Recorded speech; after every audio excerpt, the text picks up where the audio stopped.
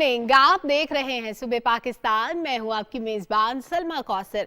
खुद से बातें करना, मुस्कुराना सुबह सवेरे कभी कभी अच्छा भी लगता है, जब आप पेपर की तरफ देख के कुछ पढ़ भी रहे होते हैं और साथ साथ कुछ सुन भी रहे होते हैं। और ज़्यादा खुशगवार मूड तब हो जाता है जब मौसम भी अच्छा हो और आपके मूड को चार चांद भी लगा दे। तो मौसम जनाब अच्छा इसलिए भी है कि बारिश हो या ना हो, सर्दी तो मौजूद है, अभी भागी नहीं है। दिन के टाइम पे थोड़ी सी हल्की सी गर्मी महसूस होती है, लेकिन मेरा ख्याल है ये सबसे ज़्यादा इंजॉयमेंट वाला मौसम है, क्योंकि मौसम एक्सट्रीम पे नहीं है, ना ज़्यादा सर्दी है ना ज़्यादा गर्मी है, इट्स बेरेबल। और इस मौसम में जो लोगों को गले ख़राब खांसी वगैरह हो रही थी वो भी नहीं होता, वो भी अब ठीक हो चुके हैं। बच्चों के गले वाले बिल्कुल सेट हो गए, बच्चों ने स्कूल भी जाना शुरू कर दिए।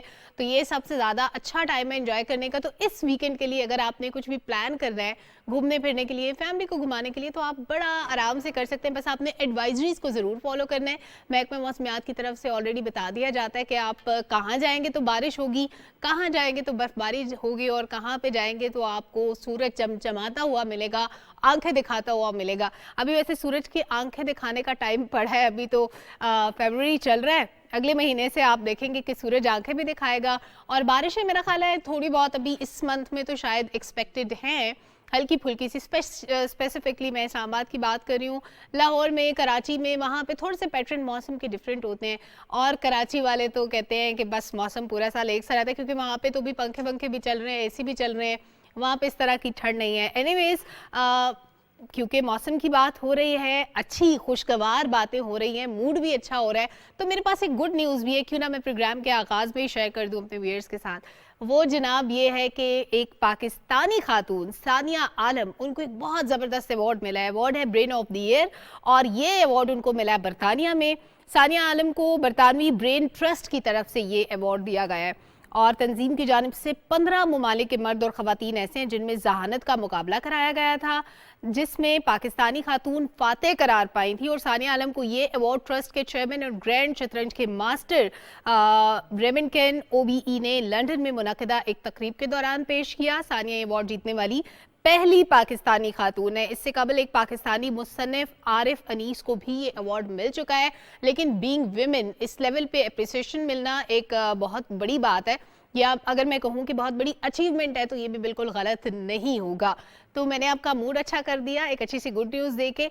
और क्योंकि मौसम अच्छा है तो वर्जिश तो बनती है, जाहिर है अपने आप को फिट भी रखना है। आप सब ने जो मुझे देख रहे हैं, अच्छा वर्जिश कई तरह की हो सकती है, ज़रूरी नहीं है कि आप जिम में जाके मशीनों के ऊपर वर्जिश करें।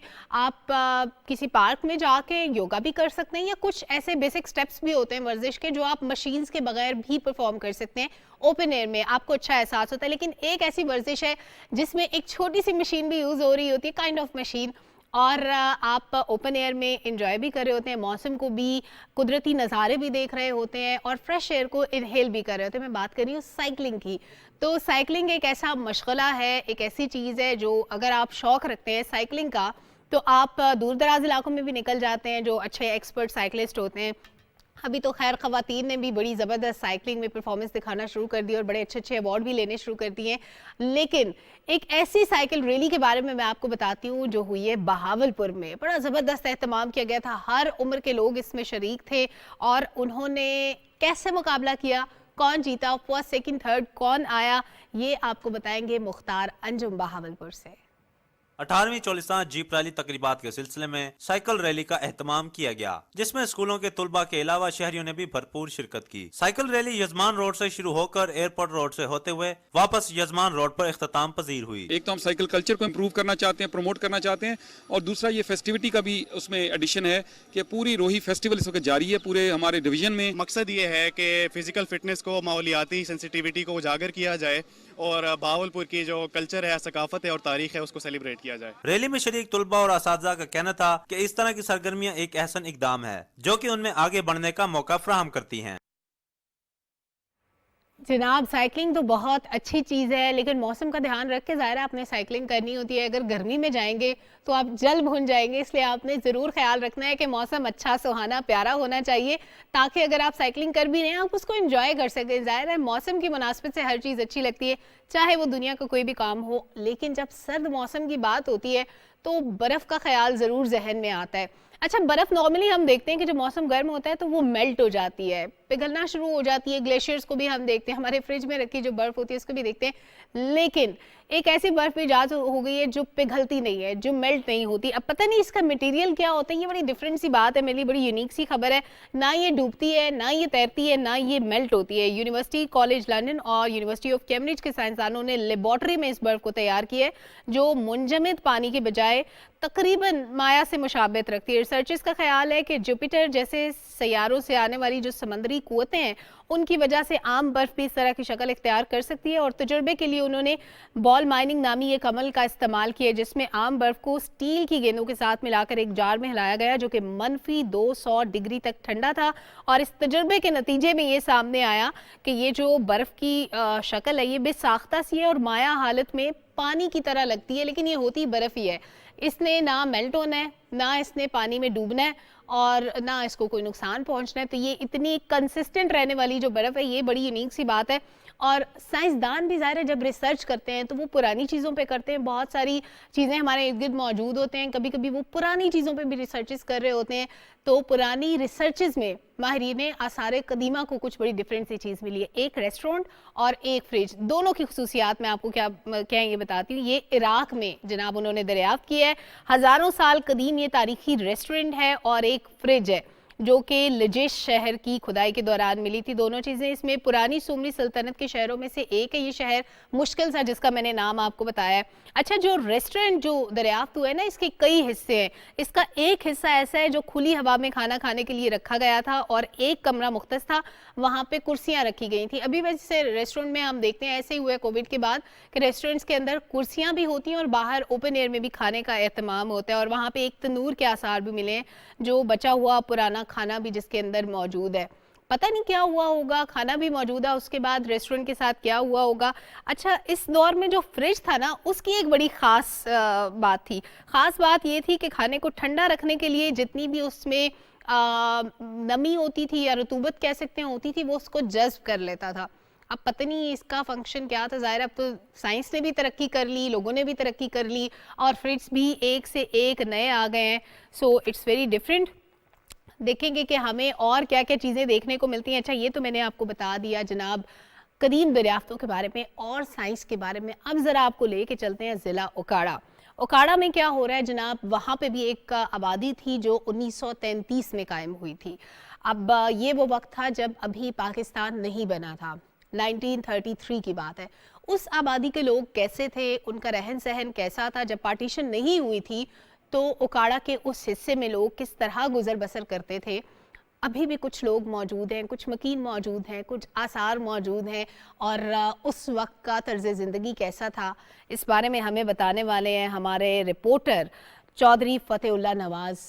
उनसे जानते हैं कि क्या आसार थे ज़िंदगी के वहाँ पे। पाकिस्तानी कौम भाईचारे को फरोग देने, इत्फाक और मोहब्बत को परवान चढ़ाने, खुशियां बांटने में अपना सानी नहीं रखती। ओकाड़ा से 50 किलोमीटर के फासले पे दो नहरों के दरमियान दरिया सतलुज के करीब वाक़ बरतानवी दौरे हुकूमत 1933 में कायम 40 घरों पे मुश्तमिल ये जगह भाईचारे और इत्फाक और मोहब्बत की उम्दा और जीती जागती मिसाल मौजूद है। इस जगह के बासी दौरे जदीद में भी ना सिर्फ आज भी एक दूसरे के दुख सुख में बराबर के शरीक हैं, बल्कि रोजाना काम काज से फरागत के बाद इकट्ठे बैठकर एक दूसरे के मसाइल का इज्तिमाई बुनियादों पर हल तलाश करते हुए इन्हें हल करने की कोशिश करते हैं। अच्छे बहना बिरावां तरह जिंदगी बसर कर रहे हैं तो बहुत इखलाक ना रह रहे हैं, बिरादरी तो वादते इतने से एक दूसरे इखलाक करते पे अच्छे रह रहे हैं। अगर कोई किसी की खुशी या गमी हो वो सब इकट्ठे हो जाते हैं। अगर किसी का कोई भी मसला बन जाता है, मसलन किसी लड़ाई झगड़ा, या आपस में बैठकर या इत्तेफाक से हल कर लेते हैं। मकीनों का कहना है कि वो जात पात रंगो नस्ल के एतबार से अपनी अलग अलग पहचान रखने के बावजूद भी इस इत्तेफाक और मोहब्बत से बस रहे हैं कि कोई भी तीसरा शख्स ये नहीं कह सकता कि ये लोग किसी तौर भी एक बरादरी की मानिंद नहीं बस रहे। दो नहरों के ऊपर कायम 1933 में मार्ज़ वजूद में आने वाला ये इलाका इत्तेफाक और मोहब्बत की उम्दा मिसाल है। चौधरी फ़तेहुल्लाह नवाज़ भुट्टा, Pakistan television news, head Suleman की, डिस्ट्रिक्ट ओकाड़ा। खूबसूरत रिपोर्ट आपने देखी, और इस रिपोर्ट में एक बड़ा प्यारा सा जुमला था کہ ایک دوسرے کا خیال رکھتے ہیں, بہن بھائیوں کی طرح رہتے ہیں. اگر یہ جملہ ہم پورے ملک پہ بلکہ پوری دنیا میں امپلیمنٹ کر دیں تو میں کہتی ہوں زندگی ایسی پرسکون ہو جائے کہ آپ کی ساری پریشانیاں ختم ہو جائیں. اینی ویز, ایک پریشانی جو ماؤں کو ہمیشہ رہتی ہے, بڑی انٹرسٹنگ ہے, میں مطلب اکیلے بیٹھے بات کر رہی ہوں, مجھے پھر بھی ہنسی آ رہی ہے, وہ یہ ہے کہ ڈائپر کی پریشانی ہوتی ہے ماؤں کو. اپنے ننھے منھے بیبیز کے جب ڈائپر ان کو کب چینج کرنا ہے ان کو سم ٹائمز نہیں پتہ لگتا اور زیادہ ٹائم گزر جاتا ہے, اور اس کے بعد ایک ڈسکمفرٹ بچے کے لیے بھی ہوتی ہے اور ظاہر ہے اس کے ارد گرد والے لوگوں کے لیے بھی ہوتی ہے. تو یہ انٹرسٹنگ بات یہ کہ اب ڈائپرز کے اندر ایک چپ آئے گی جو کہ ایک الارم بجائے گی اور پتہ چلے گا دس از دا ٹائم ٹو چینج ڈائپرز.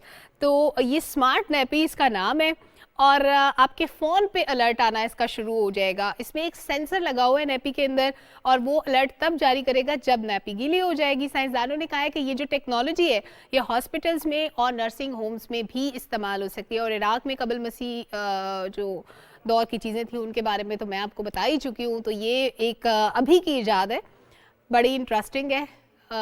مجھے اکیلے بات کرتے ہوئے پتہ نہیں کیوں ہنسی آ رہی تھی, انٹرسٹنگ باتیں ہوتی ہیں کبھی. اینی ویز, اب میں آپ کو لے کے چلتی ہوں کمبوڈیا. ادھر سے بھی ایک خبر ہے, ظاہر ہے جہاں لے کے جاؤں گی وہاں سے خبریں ہی خبریں ہوں گی. تو کمبوڈیا کے ایک شہری نے اپنے خواب کی تکمیل کیسے کی ہے. آپ کے دیکھیں مختلف خواب ہو سکتے ہیں, کوئی ستاروں پہ گھر بنانا چاہتا ہے, کوئی چاہتا ہے میرا گھر جہاز جیسا ہو. تو جس نے یہ سوچا کہ میرا گھر جہاز جیسا ہو اس نے اپنے خواب کو پورا بھی کر لیا. جناب, زمین سے 6 میٹر بلندی پر تعمیر کیا گیا ہے یہ گھر. اس میں 2 بیڈ رومز ہیں, باتھ روم کی سہولت بھی ہے. کانکریٹ سے بنایا گیا ہے یہ جہاز نما گھر اور اس میں فرضی انجن بھی موجود ہے اور وہ جو سائڈ پہ 2 پر ہوتے ہیں ایروپلین کے وہ بھی ہیں, ایک ٹیل پلین بھی ہے. اور آس پاس کے علاقے میں اس گھر کی بڑی دھوم مچی ہوئی ہے. لوگ دور دور سے دیکھنے آتے ہوں گے کہ یہ دیکھنے میں تو جہاز لگتا ہے لیکن اندر سے یہ گھر ہے. اور ظاہر اس کے اندر رہنے کا بھی اپنا ہی ایک مزہ ہوگا, لگتا ہوگا کہ آسمانوں میں اڑ رہے ہیں کیونکہ تھوڑا سا اونچا بھی ہے تو آس پاس درخت, نظارے, بارش اور پتہ نہیں کیا کیا نظر آتا ہوگا. Very interesting. اینی ویز, یہ وہاں ہوتا ہے خواہشات کی تکمیل ان جگہوں پہ ہوتی ہے جہاں پہ آپ آزاد ہوں, مرضی سے زندگی گزارتے ہوں. لیکن اگر ہم بات کرتے ہیں نا اپنے پڑوسی ملک بھارت کی, وہاں پہ کسی کو بھی زندگی گزارنے کی آزادی نہیں ہوتی, آزادیاں سلب کر لی جاتی ہیں. مقبوضہ کشمیر کی مثال دیکھ لیں, بھارت کے اندر موجود لوگوں کی مثال دیکھ لیں, وہ کسی مذہب سے تعلق رکھتے ہوں, وہ کسی فرقے سے تعلق رکھتے ہوں, ان کی ذات بات کچھ بھی ہو, لیکن وہ بھارتی انتہا پسندوں سے کبھی محفوظ نہیں رہتے. کبھی بجرنگ دل کے لوگ, کبھی بی جے پی کے لوگ, کبھی نہ کبھی کہیں نہ کہیں لوگوں کی زندگی مشکل بنائے رکھتے ہیں. اس وقت میں بات کر رہی ہوں بھوپال میں ایک واقعہ پیش آیا ہے جہاں پہ بجرنگ دل کے گنڈوں نے مسیحیوں کی تقریب پر حملہ کر دیا اور حملہ کرنے والے تھے بجرنگ دل کے لوگ, لیکن پولیس نے کس کو گرفتار کیا؟ جن کی تقریب چل رہی تھی, مسیحی برادری کے لوگ. یہ ڈسکریمنیشن ہمیشہ سے پائی جاتی رہی ہے بھارت میں, جو ہمیشہ دعوے دار رہا دنیا کی سب سے بڑی جمہوریت کا. لیکن اس وقت واقعہ کیا ہوا تھا جب حملہ کرنے والوں کو تو چھوڑ دیا گیا لیکن جن پر حملہ کیا گیا, جو مظلوم تھے, ان کو گرفتار کر لیا گیا. اس بارے میں عبداللہ شاد کی ایک رپورٹ ہے ہمارے پاس, وہ آپ کو دکھاتے ہیں. بھارت بھر میں انتہا پسند ہندوؤں نے مسیحیوں کی زندگی اجیرن کر دی ہے. تبدیلی مذہب کا الزام لگا کر انتہا پسند ہندوؤں کے ہجوم مسیحیوں پر حملے کر رہے ہیں. مدھیہ پردیش کے صوبائی دارالحکومت بھوپال میں ہندو عیسائی کشیدگی انتہا پر پہنچ گئی. بجرنگ دل کے گنڈوں نے مذہبی تقریب کے دوران مسیحیوں پر حملہ کیا جس کے باعث 5 مسیحی شدید زخمی ہو گئے. واقعے کے بعد پولیس نے ہندو انتہا پسندوں کی بجائے نہتے مسیحیوں کو ہی گرفتار کر کے جیل میں ڈال دیا. تقریب آسٹریلوی مشنری ڈاکٹر گراہم سٹینز کی یاد میں منعقد کی گئی تھی جنہیں 24 برس قبل اڑیسہ میں بجرنگ دل کے جنونیوں نے ان کے 6 اور 10 سالہ بیٹوں سمیت زندہ جلا دیا تھا. گھناؤنے جرم میں ملوث بجرنگ دل کے کسی کارکن کو کڑی سزا نہیں دی گئی. دوسری جانب چھتیس گڑھ میں بھی مسیحیوں پر ہندو انتہا پسندوں کے مظالم جاری ہیں. کانکیر علاقے میں RSS کے گنڈوں نے چرچ میں داخل ہو کر مسیحیوں کو عبادت سے روک دیا اور ڈنڈوں سے انہیں تشدد کا نشانہ بنایا. عبداللہ شاد, پاکستان ٹیلی ویژن نیوز. یہ تو وہ چیزیں جو بھارت میں ہو رہی ہے, لیکن بھارت اس طرح کبھی بھی کسی کمیونٹی کو, کسی مذہب کے لوگوں کو, کسی فرقے کے لوگوں کو دبا نہیں سکتا. جب جب یہ ظلم کیا جاتا ہے تو آوازیں اٹھتی ہیں, ریزسٹنس آتی ہے, اور ایک وقت ایسا ضرور آئے گا جب بھارت کو اپنی ناانصافیوں کا حساب چکانا پڑے گا. اینی ویز, آگے بڑھتے ہیں اور ایک اور خبر آپ کے ساتھ شیئر کرتے ہیں تھائی لینڈ سے. تھائی لینڈ کے باکسرز نے سب سے بڑا اکٹھ کر کے گینیز ورلڈ ریکارڈ قائم کر دیا ہے. تھائی لینڈ کے قصبے, اس کا نام بڑا مشکل ہے, میں آپ کو توڑ کے بتاتی ہوں. اٹس پراچوا کھری خان اور موئے تھائی ڈے کے موقع پر 3660 مکس مارشل آرٹ ایتھلیٹس جمع ہوئے. باکسرز کا مقصد تھا کہ 1702 جو ہے یہ 1702 نہیں ہے بلکہ 1702 آپ اس کو کہیں گے یا نمبرز میں آپ اس کو کسی بھی طرح کر لیں. اس نمبر پہ جو بادشاہ آتے ہیں ان کی تاج پوشی تھی اور تاج پوشی کے دن کو یادگار بنانا تھا. اس سے پہلے یہ ریکارڈ 250 ایتھلیٹس کا تھا جو کہ انہوں نے توڑا ہے اور اس بار جو ہے وہ بہت زیادہ باکسرز تھے ایک ہی موقع پر. موئے تھائی ڈے ہر سال فروری میں منایا جاتا ہے اور باکسرز کو فائٹ کے دوران لاتوں, گھوسوں, مکوں, کوہنیوں سے حریف پر حملے کی اجازت ہوتی ہے. تو لاتیں, گھوسے, مکے مار کے لیکن پھر بھی انہوں نے ورلڈ ریکارڈ بنا لی ہے تو یہ اچھی بات ہے جناب. اب آپ کو لے کر چلتے ہیں کیلیفورنیا. کیلیفورنیا میں ایک بڑا انٹرسٹنگ واقعہ پیش آیا, بڑا دلچسپ واقعہ. وہاں پہ ایک مکان کی صفائی ہو رہی تھی. صفائی کے دوران ایک بڑی ڈیفرنٹ چیز وہاں کے لوگوں کو ملی. ہوا کہ ایک کمپنی نے مکان کی دیواروں میں سوراخ کر کے چھپائے گئے شاہ بلوت کے 1 نہیں 2 نہیں بلکہ 300 کلو گرام وزنی پھل جمع کیے اور انہیں بڑی مشکل سے نکالا گیا ہے. مصروف لیکن لالچی ووڈ پیکر پرندے نے قرب و جوار سے شاہ بلوت کے پھل, اب اس کو پتہ نہیں اس کا دوسرا نام پھل کا کیا ہوتا ہے, بڑا مشکل سا نام ہے, یہ لالا کے جمع کیے تھے اور مکان کی لکڑی کو دیواروں میں سوراخ کر کے اس میں وہ بھرتا چلا گیا. ظاہر صفائی کے دوران ان کو پتہ چلا کہ یہاں پہ اتنی بڑی تعداد میں یہ پھل جو ہے یہ موجود ہے. تو جب وہ نکال لیا انہوں نے تو پھر انہوں نے اس پہ ریسرچ شروع کی کہ یہاں پہ کیسے آیا تھا, وہ ووڈ پیکر لے کے آیا تھا. یہ ان کو بڑا لیٹ پتہ چلا. اینی ویز جناب ایک اور اچھی انٹرسٹنگ چیز وہ یہ ہے 18ویں انٹرنیشنل چولستان جیپ ریلی جس کی ٹرافی کی رونمائی ہوئی چولستان میں اور بہاولپور میں یہ رونمائی ہوئی تھی ٹرافی کی اور بڑی رنگا رنگ تقریب رہی, بڑی فیسٹیوٹی تھی. مختار انجم نے اس پہ ایک رپورٹ تیار کی ہے, وہ رپورٹ جلدی سے آپ کو دکھا دیتے ہیں.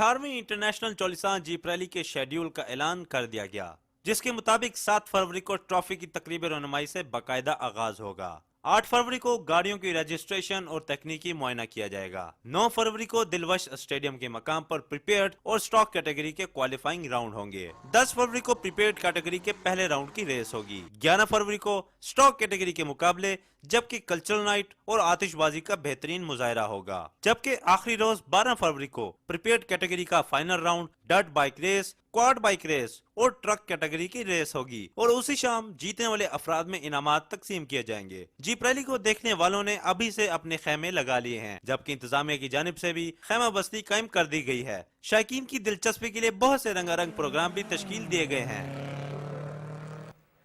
رنگا رنگ پروگرامز تشکیل دیے گئے ہیں جناب. آج کی تو میں نے اچھی پیاری خوبصورت لائیولی سی خبریں آپ کے ساتھ شیئر کر دی. اب میرے پاس اسٹوڈیوز میں ایک مہمان بھی ہیں. مہمان کون ہے یہ سرپرائز ہے, ان سے بات کیا ہوگی یہ بھی سرپرائز رکھتے ہیں. چھوٹی سی بریک لیتے ہیں, واپس آتے ہیں اور پھر گفتگو کریں گے. Stay with us.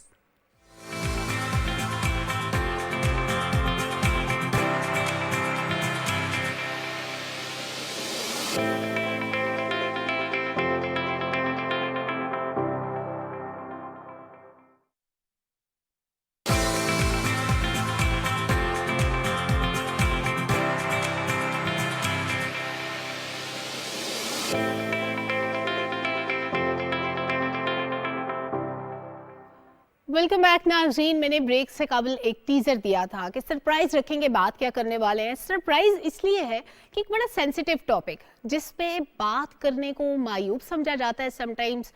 ٹاپک یہ ہے کہ ایکسٹریمزم کیوں بڑھتا ہے, ہم اس پہ بات کیوں نہیں کرتے. ہمیں کھل کے بولنا چاہیے. ہم یہ تو کہتے ہیں کہ یہاں دھماکہ ہو گیا, یہاں فائرنگ ہوگی, یہاں پہ کسی نے حملہ کر دیا, یہ کیوں ہوا. جو بھی شخص جو نارملی کیا ہوتا ہے کہ نوجوانوں کو ایکسپلائٹ کیا جاتا ہے, اب وہ نوجوان اس جگہ تک کیسے پہنچا, اس کے سہولت کار کون تھے, ہم اس کی تہ تک پہنچنے کی کوشش نہیں کرتے. ہمیں نہ ہمارا ریلیجن نہ ہمیں معاشرہ یہ تعلیم دیتا ہے کہ ہم ایکسٹریمزم کا شکار ہوں, ہم انٹالرنس کا شکار ہوں یا ہم دوسروں کو برداشت نہ کر سکیں. اسلام تو رواداری, امن و سلامتی اور احترام انسانیت کا درس دیتا ہے. یہ دنیا کا وہ واحد مذہب ہے جس نے پرامن بقائے باہمی کا درس دیا ہے. یہ مکالمے اور دلیل کی بنیاد پر دین کی دعوت دیتا ہے. تو آج کا نوجوان کیسے اسلامی تعلیمات پر عمل پیرا ہو کر بھی شدت پسندی سے خود کو محفوظ رکھ سکتا ہے, کیونکہ یہ محفوظ رکھنا रखना अपने आप को बड़ा ज़रूरी है। अगर नहीं रखेंगे तो फिर हम उस अमल का हिस्सा बन जाएंगे जो हमारे माशरे को तबाह कर रहा है, हमारे इर्द गिर्द के लोगों को तबाह कर रहा है। ये किसी एक इंसान के लिए नहीं, आपकी फैमिलीज़ के लिए, आपके इर्द गिर्द के लोगों के लिए, शहर के लिए, मुल्क के लिए और आपके इर्द गिर्द के ममालिक के लिए भी ख़तरा है। क्योंकि ये जब दहशतगर्दी के वाक़यात होते हैं फिर ये किसी सरहद तक महफूज नहीं रहते, फिर ये सरहदों के पार भी जाते हैं। हमारे साथ बात करने के लिए मौजूद हैं वाइस चांसलर अल्लामा Iqbal open university professor doctor Nasir Mahmood साहब। वेरी गुड मॉर्निंग सर, कैसे हैं आप? जी गुड मॉर्निंग जी, गुड मॉर्निंग, बहुत शुक्रिया for having me here. It's a player sir. बड़ा अहम मौजू आज का, एक्सप्लॉयटेशन नौजवानों की, एक्सट्रीमिज्म का शिकार हो जाते हैं। वजह क्या होती है, कैसे एक नौजवान इस तरफ राग़िब होता है? अच्छा, ये एक माशरती रवैया है जी, और इसकी कोई एक वजह नहीं है। ओवर द पीरियड ये बहुत सारी चीज़ें डेवलप हुई। मतलब आप देखिए, पाकिस्तान यंग लोगों का मुल्क है, इसमें आबादी का ज़्यादा हिस्सा इस एज में। अच्छा, जो यंग लोग इस उम्र में आते हैं ना जी, जिसको हम कहते हैं स्कूल के लेट ईयर्स और फिर कॉलेज यूनिवर्सिटी, उनके अंदर एक स्ट्रगल चलती है आइडेंटिटी डेवलप करने की। वो चाहते हैं कि लोग उनको उनकी वजह से पहचानें। अगर आप इस मौके पे उनकी एनर्जीज़ को चैनलाइज नहीं कर पाएंगे ना, तो उन्होंने ये एनर्जीज़ बाहर यूटिलाइज़ करनी है। अब अगर हम एज ए कौम उनको दुरुस्त रास्ता या वो रास्ता जो एज ए कौम हम चाहते हैं जिस पे वो चलें, वो नहीं दिखाते ना, तो फिर वो ये एक्सट्रीमिस्ट ऑर्गेनाइजेशंस या इस तरह के कामों में ख़ुद से रैंडमली चूज़ कर लेते हैं, जहाँ उनको लगता है कि उनको पहचाना जाता है, उनकी रिस्पेक्ट है, उनको लोग अहमियत देते हैं। सो लोग, बच्चे फिर इस उम्र में आके यूजुअली इस तरफ को राग़िब हो जाते हैं। सो बेसिकली ये फेलियर है जी हमारे तालीमी इदारों का और मुआशरे का इन जनरल, बच्चों को प्रोडक्टिव एक्टिविटीज़ में, कंस्ट्रक्टिव एक्टिविटीज़ में इंगेज करने का फेलियर। ये फेलियर किस तरह से है सर? क्या हम बच्चों को सिर्फ मार्क्स की दौड़ में लगा देते हैं कि आपने अच्छे नंबर ना लिए आपका खेलना कूदना बंद हो जाएगा, आपको अच्छी जगह एडमिशन नहीं मिलेगा? हम उनको इतना स्ट्रेस दे देते हैं कि वो कहते हैं कि चलो हमें किसी और रास्ते पर अगर लगाया जा रहा है तो हम इधर चल पड़ते हैं। ये भी बहुत सारी वजहों में से एक बड़ी वजह है जी। हमने तालीम का मकसद जो है ना, वो सिर्फ अच्छी जॉब तक महदूद कर दिया कि जो बच्चा बहुत हाई मार्क्स नहीं लेगा, उसकी घर में रिस्पेक्ट नहीं, उसकी वैल्यू का तयन इस बात से होता है कि वो पढ़ाई में कितने नंबर लेता है। अच्छे बुरे की मैं बात नहीं करता। अच्छा, उस दौड़ में इतना लगा दिया कि वो सुबह उठता है और रात गए तक मुख्तलिफ जगहों में पढ़ता ही रहता है। एग्जैक्टली। ठीक है, पहले वो स्कूल चला गया, ट्यूशन चला गया, ट्यूशन के बाद घर आके काम करना शुरू कर दिया, और जिस जगह भी बैठता है तो उससे गुफ्तगू यही होती है कि अच्छा एग्ज़ाम आने वाला है, बताओ तैयारी कैसी है, इस दफ़ा तुम्हारा मुकाबला देखो फ़लाँ से है, उसने इतने मार्क्स लिए थे, तुम कितने लोगे। अच्छा, ये स्ट्रेस है जी एक। और तालीम का मकसद जॉब नहीं है, तालीम का मकसद इससे बियॉन्ड है।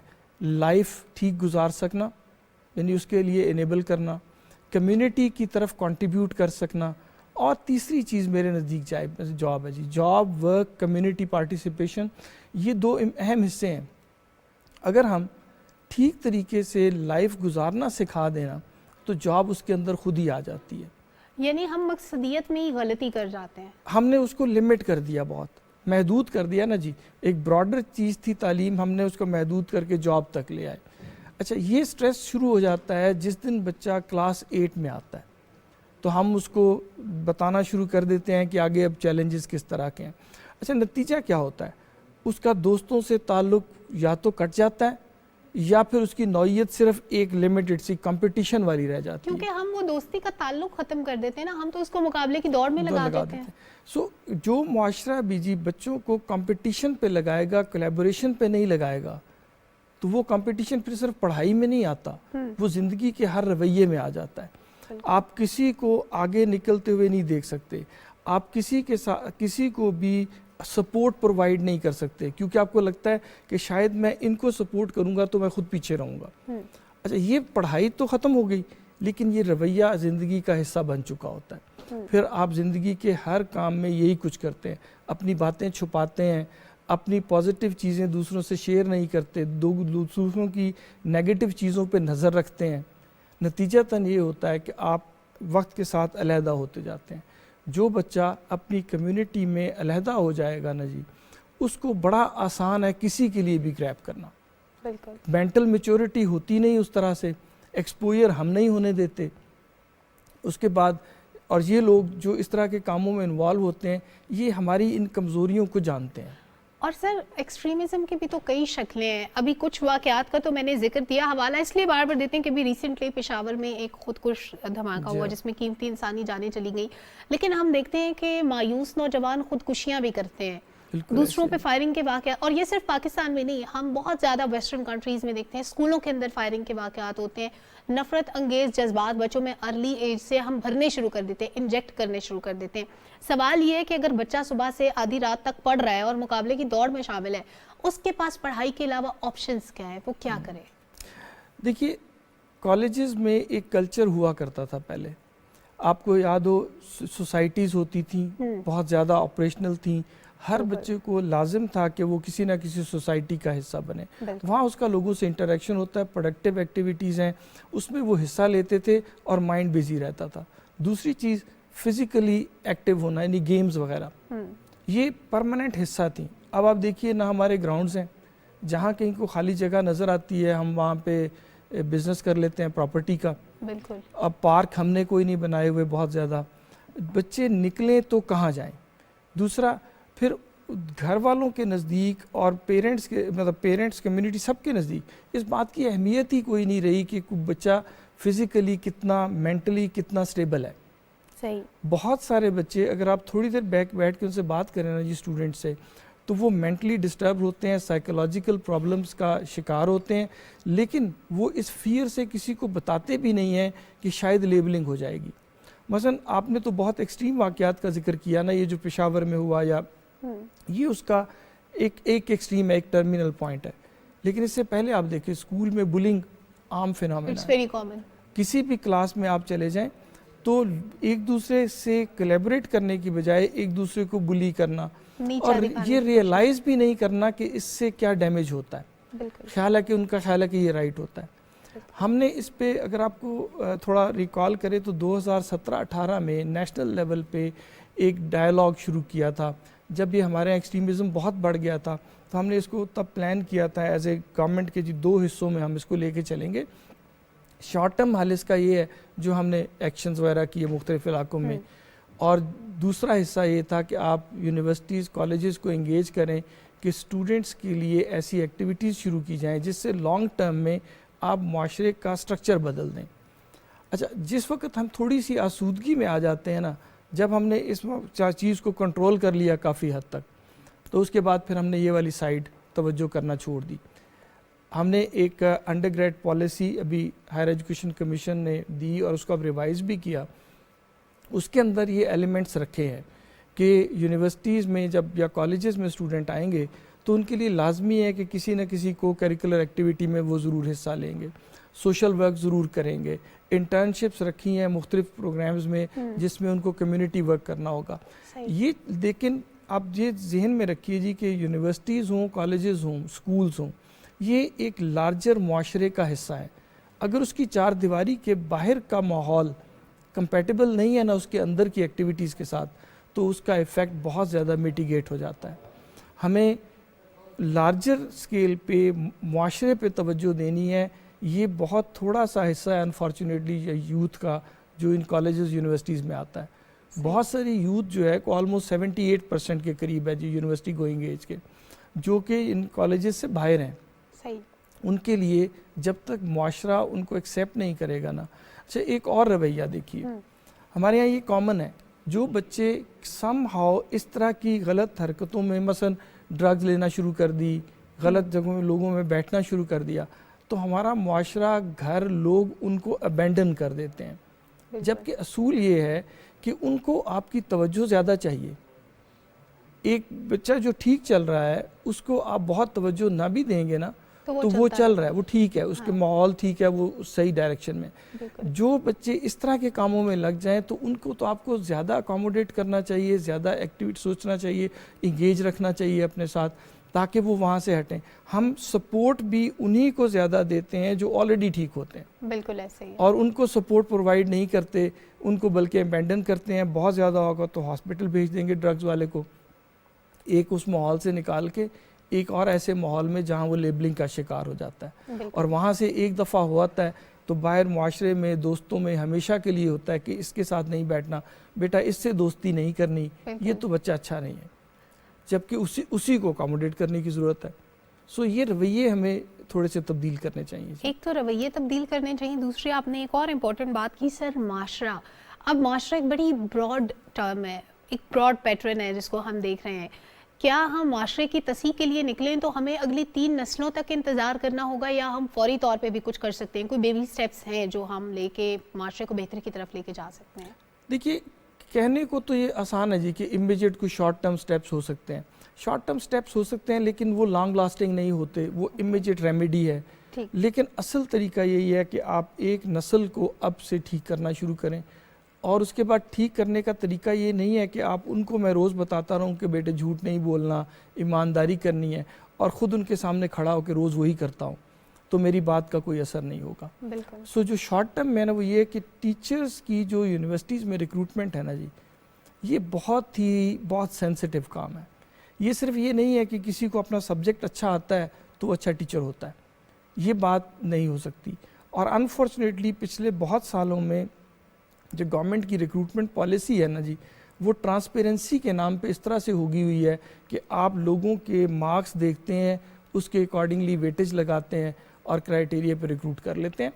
اگر کسی شخص میں ایپٹیچیوڈ نہیں ہے ٹیچنگ کا، آپ جو مرضی بھی کر لیں وہ ٹیچر نہیں بن سکتا. یعنی ضروری نہیں ہے کہ ہر لائق انسان اچھا استاد ہو سکے اور اچھا پڑھا بھی سکے. ایسا قطعاً نہیں ہے جی. بہت ساری ریسرچز میں ایسی کوٹ کر سکتا ہوں، اور اچھے اداروں کی ریسرچز، کہ ایکیڈیمکلی ایوریج لوگ اور ایٹیٹیوڈ وائز یا ایپٹیٹیوڈ وائز ٹینڈنسی رکھنے والے لوگ اچھے ٹیچر ہوتے ہیں. ایکیڈیمکلی بہت ہائی پروفائل کے لوگ اچھے ٹیچرز نہیں بنتے، because they have never been through those problems جن کو ڈیل کرنا ہے. مطلب ایک بندہ ہے، اس کو پڑھائی میں دقت ہی کوئی نہیں ہوتی تھی، جنرلی اس کو سب کچھ خود آتا ہے، تو اس کو یہ سمجھ آ نہیں سکتی کہ دوسرے کو پڑھتے وقت کیا دقت ہے. سو آپ کو ایوریج جو ہے نا جی قابلیت کے لوگ، لیکن ایپٹیٹیوڈ رکھتے ہوں، شوق رکھتے ہوں اس چیز کا، ہم نے ایپٹیٹیوڈ کو بالکل اگنور کیا ہوا ہے، جس کی وجہ سے آپ کے پاس وہ لاٹ آتی ہے جو مور لائک مکینیکل چیز ہے، کہ آتے ہیں. اچھا پڑھانے کا مطلب ہوتا ہے کہ کانٹینٹ بہت اچھا یاد کرا دیا، جو کرا دیا سے زیادہ کر لیا. ان کو تو اچھا آتا ہے، بچے کو پتہ چلا نہیں پتہ چلا، وہ لیکن وہ اس نے میمورائز کر لیا اور وہ ایگزام دے کے سکور لے جاتا ہے. سو ہمیں یہاں سے اس کو ٹھیک کرنے کی ضرورت ہے. اور پھر کنسسٹنسی بہت چاہیے جی. یہ جو ہم درمیان میں رک جاتے ہیں نا، جس دن تھوڑا سا سودنگ ٹائم آتا ہے، مسائل تھوڑے سے سبسیڈائز ہو جاتے ہیں اپیرنٹلی، تو ہم خاص طور پہ ایکسٹریمزم والے معاملے میں ہم بھی ریلیکس ہو جاتے ہیں، ہم پھر اس پہ توجہ چھوڑ دیتے ہیں. کنٹینیوٹی بہت چاہیے، اور ایک پوری جنریشن چاہیے ان لانگ ٹرم جو کہ ٹھیک ٹرین کی جائے، تو پھر ہم اس ڈائریکشن میں چل پڑیں گے. صحیح. اچھا سر، ایک اور چیز کا ذکر ہم کر رہے تھے کہ کالجز میں، یونیورسٹیز میں سوسائٹیز ہوتی تھی، وہ سوسائٹیز ختم کیوں ہوئی؟ بہت سے پارٹس تھے نا اس کے، ڈرامہ بھی ہوتا تھا، مشاعرے بھی، اور مباحثے. سب سے امپورٹنٹ بات، جب مباحثہ ہوتا ہے تو ظاہر ہے بہت سے ایسے ٹاپکس انڈر ڈسکشن آتے ہیں جن پہ عام طور پہ بات نہیں ہوتی، یا ہم فریلی ان پہ اپنی نارمل زندگی میں بات نہیں کرتے. تو اس کے ختم ہونے کی وجہ کیا تھی؟ کیا ہم اس کو ریوائیو کر سکتے ہیں؟ دیکھیے، ایک تو اوور ایمفیسس، وہی جو ہم نے پہلے بات کی، کہ آپ کے اسٹوڈنٹ شپ والے کیریئر میں جس چیز کو ویلیو کیا جاتا ہے نا، وہ آپ کے مارکس ہیں. سو ایک تو وہ اینگل تھا جس وجہ سے ادھر سے لوگ وڈرا ہوتے گئے، کیونکہ اس کے بغیر بھی کام چل رہا تھا. دوسرا، یہ کلچر جو ہے ابھی بھی کچھ اداروں میں موجود ہے، ٹریڈیشنلی جو تھے. آپ دیکھیے، اچھے میوزیشنز، اچھے ڈیبیٹرز، اچھے لوگ جو ہائکنگ کرتے ہیں، ڈرامہ کرتے ہیں، یہ لوگ اگر آپ آج بھی اپنی اس میڈیا انڈسٹری کو نکالیں تو آپ کو بہت سارے یہ لوگ گورنمنٹ کالج سے نکلے ہوئے نظر آئیں گے. کیوں کہ وہاں پہ نرش کیا جاتا ہے، اس بات کو آج بھی چیریش کیا جاتا ہے، تو وہاں پہ لوگ ان چیزوں میں پارٹیسپیٹ بھی کرتے ہیں. اچھا، ایک ادارے یا دو اداروں کے کرنے سے یہ نہیں ہوتا. آپ کو چاہیے کہ یہ اس کو ایک کمپلشن کے طور پہ، انکریجمنٹ کے طور پہ ہر ادارے میں اس کو رکھنا چاہیے، اور اس کو ان کے کیریئر میں ویٹیج دینی چاہیے. مثلا آپ باہر کے ملکوں میں اسٹوڈنٹ اسکالرشپ کے لیے اپلائی کرتا ہے نا، تو جب گائیڈنس کے لیے آتے ہیں تو میں نے یہی کہتا ہوں ہمیشہ کہ یار دیکھو، جتنے بھی لوگ اسکالرشپ پہ اپلائی کریں گے نا، ان سب کے ایز ہوں گے. یہ تو ہو گیا نا برابر. اب اس کے بعد آپ نے یہ بتانا ہے کہ آپ ان سے کیسے اچھے ہیں. تو آپ اچھے اپنے رویوں میں ہیں, آپ اچھے اپنی اپروچ ٹورڈز لائف میں ہیں, آپ اچھے جو ہیں وہ اپنے کنٹریبیوشن ٹو کمیونٹی میں ہو سکتے ہیں دوسروں سے. ان چیزوں کو کیریئر کا حصہ بناؤ گے, ویٹیج ملے گی تو تم لوگوں سے آگے نکلو گے نا جی. سو ہمیں اپنے ایک چیز کو نہیں, تمام جو ہمارے رویے ہیں نا بچوں کی طرف, پڑھائی کی طرف, ان کو بدلنا چاہیے میرے خیال میں. اچھا سر, ہم اسٹوڈنٹس کی تعلیم اور تربیت دونوں کی بات کرتے ہیں ظاہر ہے, کیونکہ ہمیں ایکسٹریمزم کو ڈیل کرنا ہے, اور 5th جنریشن وار میں ہم دیکھتے ہیں کہ یہ ایک بڑا چیلنج ہے جس کو ہم نے ڈیل کرنا ہے. کیونکہ آپ علامہ اقبال اوپن یونیورسٹی کو ہیڈ کر رہے ہیں, تو ڈسٹینس لرننگ میں کہا یہ جاتا ہے, پرسیپشن یہ ہے کہ جو تربیت والا ایلیمنٹ ہے یہ مسنگ ہوتا ہے, کیونکہ وہ ظاہر ہے انٹریکٹ نہیں کر پاتے اسٹوڈنٹس اپنے ٹیچر کے ساتھ بہت زیادہ, تو صرف وہ لکھنے پڑھنے پہ زور رکھتے ہیں, ان کی اخلاقی تربیت نہیں ہو رہی ہوتی. کیا ایسا ہے؟ دیکھیے یہ کسی حد تک درست بھی تھا پہلے, کیونکہ یہ درست ہے بات کہ آپ کا فزیکل انٹریکشن ٹیچر کے ساتھ نہیں تھا. جب سے ہم نے اس کو آن لائن موڈ پہ چینج کیا, اور جو بلینڈڈ بھی کہہ لیجیے جس میں کچھ پارٹ آن لائن اور کچھ فزیکلی ہوتا ہے, تو اس کے لیے اب ایونیوز کھلے ہیں بہت سارے, اور ہم استعمال کر بھی رہے ہیں یونیورسٹی میں. اچھا, جو فیس ٹو فیس انٹریکشن ہے نا, کہ ایک فزیکل سپیس میں آپ اکٹھے بیٹھے ہیں, یہ شاید نہیں ہے. لیکن آن لائن میں جیسے آپ اسکرین پہ سامنے دوسری طرف بیٹھے ہیں, اور 3-4 سیکنڈ کے لیپس کے ساتھ آپ ایک دوسرے سے گفتگو کر رہے ہیں, ٹائم لیپس کے ساتھ, تو اس میں پروبیبلی یہ ایشوز ختم ہو جاتے ہیں. اچھا, لرننگ مینجمنٹ سسٹم میں ایسے پلیٹ فارمز بہت سارے پائے جاتے ہیں جی, جن میں آپ یہ ایکٹیویٹیز کر سکتے ہیں. مثلا آپ کے پاس جو ہے نا اس میں بلاگز ہیں, اب آپ اس کے اندر جس طرح کی مرضی ڈیبیٹ کر لیجئے. جو میرے خیال میں چیلنج ہے نا جی ہمیں, وہ میڈیمز کا نہیں ہے کہ ڈسٹنس ہے یا فیس ٹو فیس ہے, ہو ایونیوز ہر جگہ ہے. پرابلم ہمیں یہ ہے کہ ہم نے اپنے تعلیمی اداروں میں بھی آزادی سے بولنے کی گنجائش کم کر دی. ہم اپنے سے ہٹ کے یا اپنے سو کالڈ نیشنل نیریٹو سے ہٹ کے کوئی گفتگو کرے تو ہم اس کی بات سننا نہیں چاہتے. دیکھیے بات, اور یہ جو ہمارا کانسیپٹ ہے نا کہ دنیا میں ایک بات درست ہوتی ہے اور اس کے علاوہ باقی جتنی ہیں وہ غلط ہوتی ہیں, یہ نہیں ایسا ہوتا. ایک وقت پہ ملٹیپل لوگ درست ہو سکتے ہیں, ان کی رائے کو سننا اور قدر کرنا چاہیے. ایٹ لیسٹ کالجز یونیورسٹیز کو ہر ایک کے لیے اوپن ہونا چاہیے, وہ جیسی گفتگو کرنا چاہے, جیسی سوچ سامنے رکھنا چاہے, اس کو رکھنے کی اجازت دینی چاہیے. یہ جو ہم نے کر دیا نا کہ بس یہی بات ہوگی باقی کچھ نہیں بولا جائے گا, اس سے بہت سارے یہ بڑا ضروری ہے کہ اسٹوڈنٹس کے پاس فریڈم ہو, وہ جو بات کرنا چاہیں کر سکیں, ڈائلاگ ہو. بہت شکریہ پروفیسر ڈاکٹر ناصر محمود صاحب ہمارے ساتھ موجود تھے. بہت یوزفل فروٹفل ڈسکشن رہی کہ ہم ایکسٹریمزم پر قابو پانے کے لیے صرف ایک چیز پہ کام نہیں کرنا, معاشرے کو بھی نئے خطوط پہ استوار کرنا ہے, اپنے تعلیمی اداروں پہ توجہ دینی ہے, اپنے تعلیمی نظام کے ساتھ ساتھ اپنے اساتذہ پر توجہ دینی ہے کہ ان کی ریکروٹمنٹ کے لیے ہم نے کیا پیرامیٹرز رکھے ہیں, ان کو بھی ریوائز کرنے کی ضرورت ہے. ایک چھوٹے سے بریک کی طرف بڑھتے ہیں, نیوز بریک سے واپس آئیں گے. نئے مہمان نئے ٹاپک کے ساتھ ہمارے ساتھ رہیے.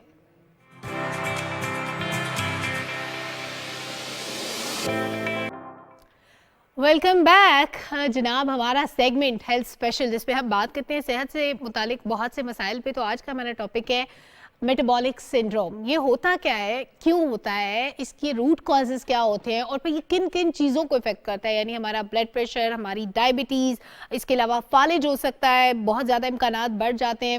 کچھ لائف سٹائل موڈیفیکیشنز ایسی ہو سکتی ہیں جس سے ہم اس پہ قابو پا سکتے ہیں. یعنی ہم ورزش کر سکتے ہیں, اپنی کہا جاتا ہے کہ اپنی ڈائٹ کو چینج کیا جاتا ہے. وہ کس طرح چینج کیا جاتا ہے یہ بھی ہم جانیں گے. کیا کھائیں, کیا نہ کھائیں, کس طرح کھائیں, کس وقت کھائیں, یہ جاننا بھی بڑا امپورٹنٹ ہے. نارملی ہم کسی بھی مسئلے کے لیے ڈاکٹر کے پاس جاتے ہیں تو ہم گائیڈنس کے منتظر ہوتے ہیں, لیکن ہمیں وہ جو مطلوبہ گائیڈنس ہے, کیا کب کیسے کس وقت کھانا ہے, وہ نہیں بتایا جاتا. چند میڈیسنز دے کے گھر بھجوا دیا جاتا ہے. تو یہ بھی آج ہم ٹاپک ڈسکس کرتے ہوئے ضرور ایڈریس کریں گے. ہمارے ساتھ موجود ہیں ڈاکٹر وسیم اللہ شاہین صاحب. ویری گڈ مارننگ, کیسے ہیں آپ؟ گڈ مارننگ, السلام علیکم. میں ٹھیک ہوں, آپ کیسی ہیں؟ زبردست الحمدللہ.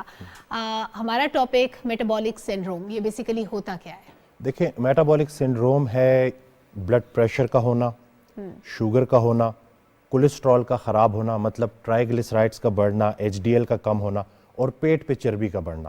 یہ ساری چیزیں ایک ساتھ ہونا یا ان میں سے کوئی بھی ایک ہونا؟ کوئی سی 3 چیزیں اگر آپ کے اندر ہیں تو آپ میٹابولک سنڈروم کا شکار ہیں. بہت سارے لوگ میرے پاس آتے ہیں پیشنٹس, وہ کہتے ہیں کہ مجھے بلڈ پریشر ہے پر شوگر نہیں ہے. تو آج میں یہ واضح کر دوں کہ اگر آپ کو بلڈ پریشر ہے, آپ کو موٹاپا ہے, پیٹ پہ چربی ہے, تو آگے جا کے خدا نخواستہ وہ شوگر بھی ہونے والی ہے. یہ بہت ساری جو یہ بلڈ پریشر, شوگر, کولیسٹرول, موٹاپا, یہ سب کا سب کہلاتا ہے ایک ہی بیماری جو کہ ہے میٹابولک سنڈروم, یعنی کہ insulin resistance. Insulin resistance. Sorry to interrupt you, مجھے ایک لائیو کٹ کی طرف بڑھنا ہے. وزیر اعلیٰ سندھ اس وقت تقریب سے خطاب کر رہے ہیں, آپ کو براہ راست لیے چلتے ہیں. And the debilitating impact of the disaster. This conference has been envisioned and organized for Sindh to build on the momentum of the high-powered conference that was co-hosted by the Government of Pakistan and the United Nations on Climate Resilient Pakistan in Geneva on 9th of January 2023. The conference was a resounding success to garner international support to resilient recovery, reconstruction, and rehabilitation of the affected population in the aftermath of the devastating flood of 2022. And I'm grateful to the UNDP for co-hosting this conference with us. The Government of Sindh intends to harness the overwhelming support at the Geneva conference to transform pledges into reconstruction efforts.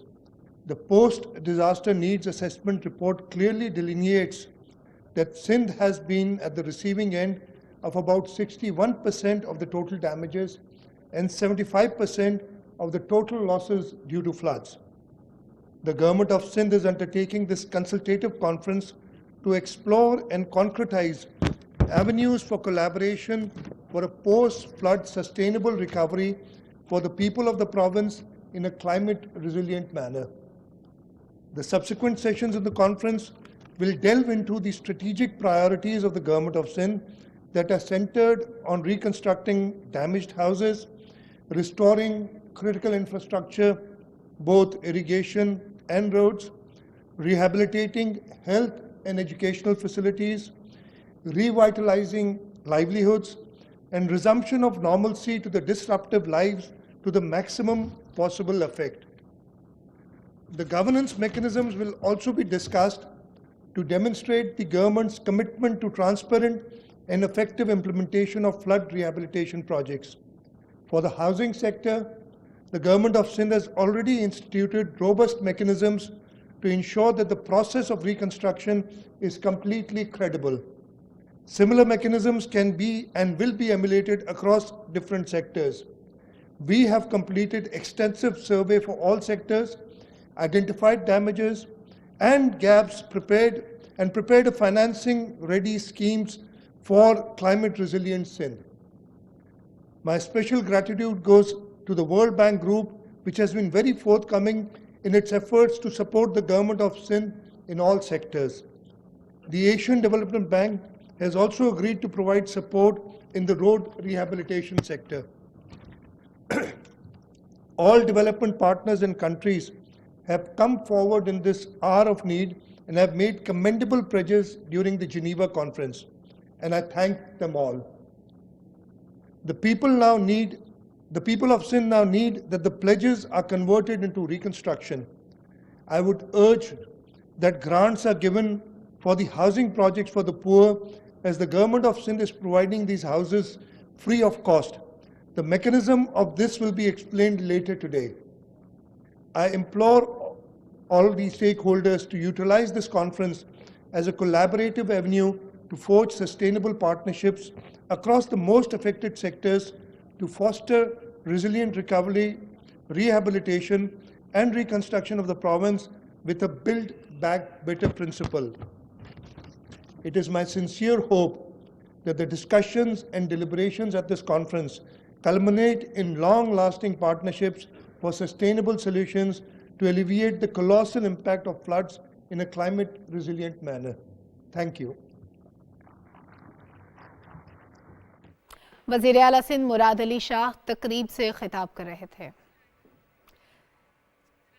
गुफ्तगू का सिलसिला वहीं से आगे बढ़ाते हैं जहां से टूटा था. डॉक्टर वसीम हमारे साथ मौजूद हैं. डॉक्टर साहब, क्या चेंजेस हमें लाइफस्टाइल में करनी चाहिए कि हम इन 5 जो बहन भाई जैसी बीमारियां इनसे बच सकें? देखिए, सबसे पहले तो हमने वो एक टेस्ट जो हम नहीं कराते, फास्टिंग इंसुलिन टेस्ट, वो हमने कराना है. उससे हमें पता चलेगा कि हमारे खून के अंदर इंसुलिन के लेवल कितने ज्यादा है. सही. उसको फिर हमने 2 पे लेके आना है. अब आपके उस सवाल का जवाब कि उसको 2 पे कैसे लाया जाए. जब इंसुलिन 2 पे आ जाएगी तो आपका ब्लड प्रेशर भी कंट्रोल हो जाएगा, شوگر بھی ریورس ہو جائے گی, کولیسٹرول بھی صحیح ہو جائے گا, اس طرح سے وزن بھی آپ کا کم ہو جائے گا. یعنی ڈائبٹیز از ریورسیبل. یس, باہر ممالک میں تو بہت زیادہ اس کے اوپر کام ہو رہا ہے. بڑے بڑے کارڈیولوجسٹ ہیں جو اس کو اب ریورسیبل ڈکلیئر کر رہے ہیں, بلکہ اپنے پیشنٹس کی کیس اسٹڈی شیئر کر رہے ہیں کہ جس میں جب ان ڈاکٹرز نے اپنے پیشنٹس کو لو کارب ڈائٹ پہ ڈالا, انٹرمیٹنٹ فاسٹنگ, واٹر فاسٹنگ کرائی, اسٹرینتھ ٹریننگ کرائی, فزیکل ایکٹیویٹی ان کی بڑھائی, تو ان کی وہ جو غیر ضروری ادویات کی محتاجی تھی وہ کم سے کم ہو گئی اور انہوں نے اپنی ڈائبٹیز کو مکمل ریورس کر دیا. اچھا, یہ ڈائبٹیز کی جو ڈیٹیکشن ہوتی ہے اس میں ہم مین غلطی کہاں پہ کر جاتے ہیں؟ ٹیسٹنگ میں؟ جی, روٹ کاز انالیسس جب تک ہوا ہی نہیں, جب تک بیماری کی وجہ کا ٹیسٹ ہم نے نہیں کیا.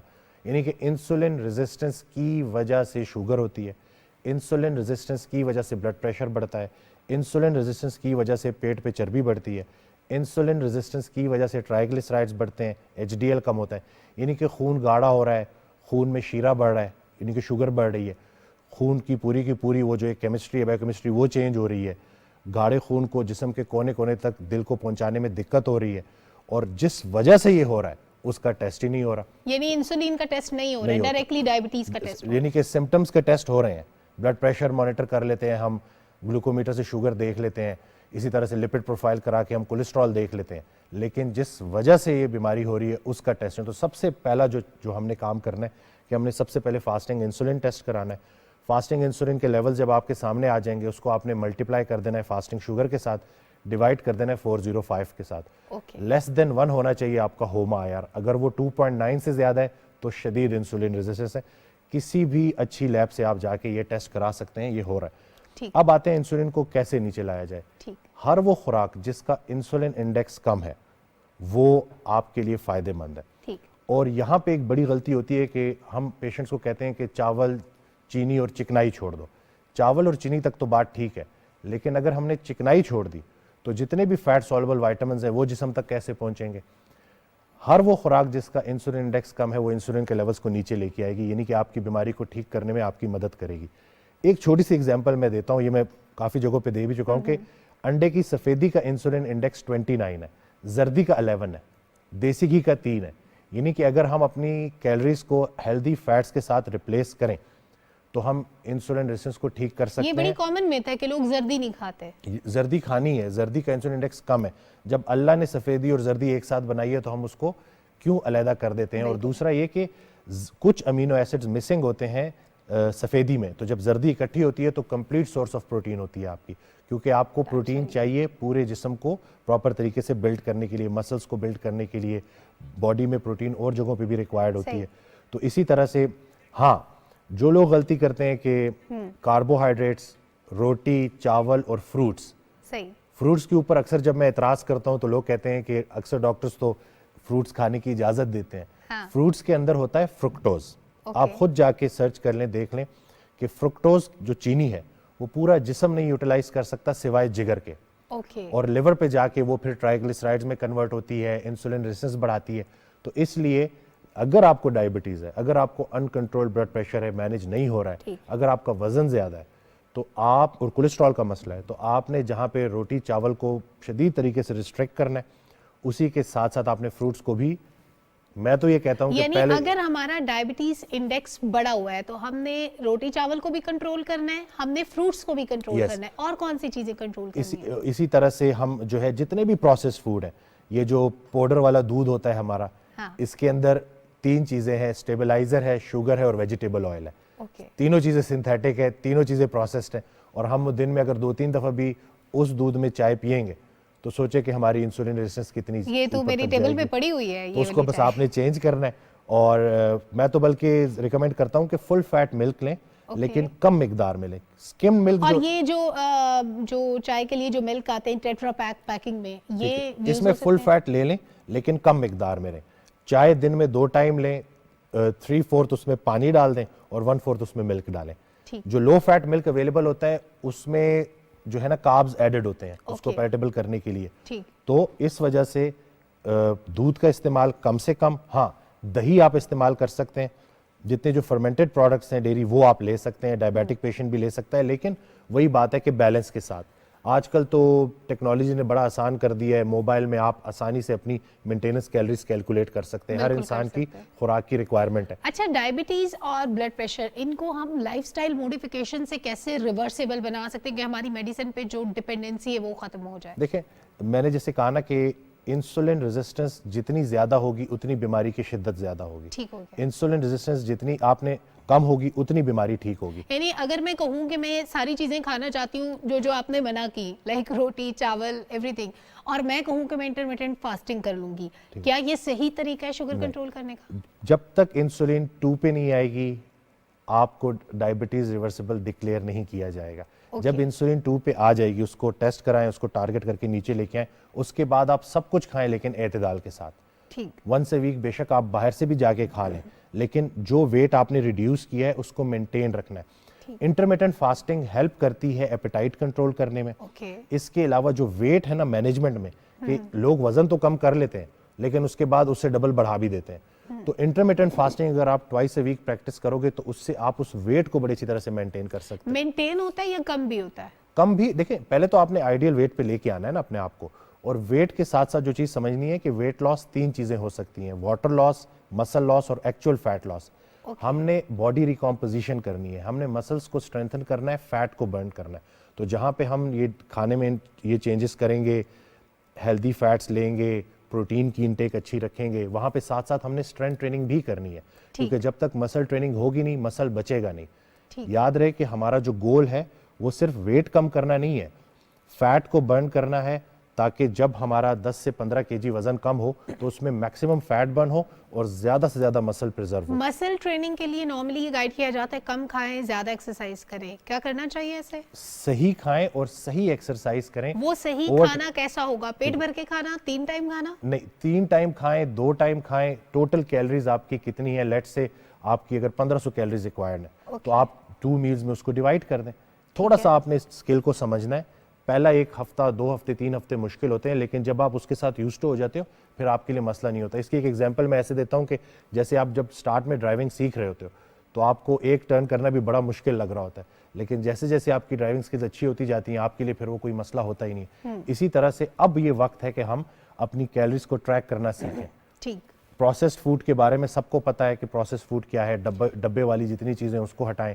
دیسی گھی, مکھن, سرسوں کا تیل, اسی طرح سے آپ آلیو آئل, اسی طرح سے کوکونٹ آئل جو افورڈ کر سکتے ہیں, یہ تھوڑا کاسٹلی ہے بٹ صحت سے بڑھ کر کچھ بھی نہیں, اگر تو آپ کی جیب اجازت دیتی ہے تو استعمال کریں.